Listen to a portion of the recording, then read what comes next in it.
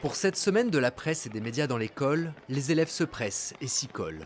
Ce matin, dans ce collège près de Versailles en banlieue parisienne, pas de cours de maths ni d'histoire géo, mais une rencontre avec un journaliste de TV5 Monde.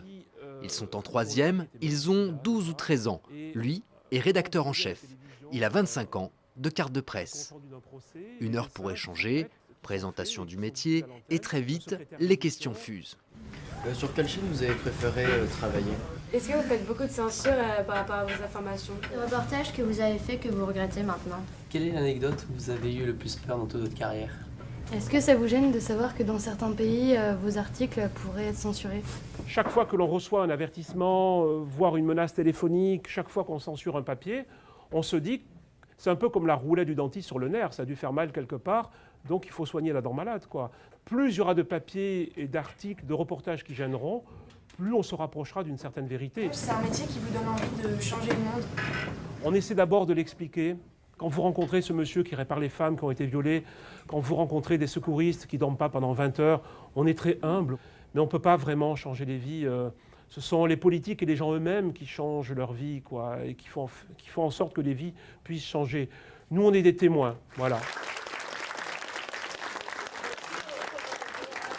Donc c'est très important dans une démocratie.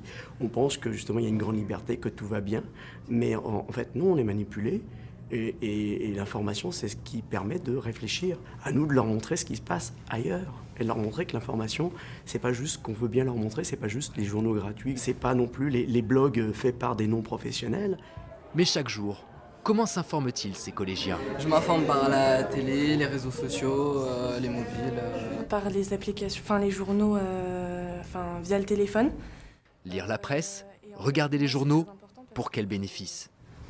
Parce que on se sent moins idiot en fait. On est plus informé, puis moi personnellement ça augmente ma culture générale. C'est que ça sert pour sensibiliser les publics, ça a quand même un pouvoir énorme.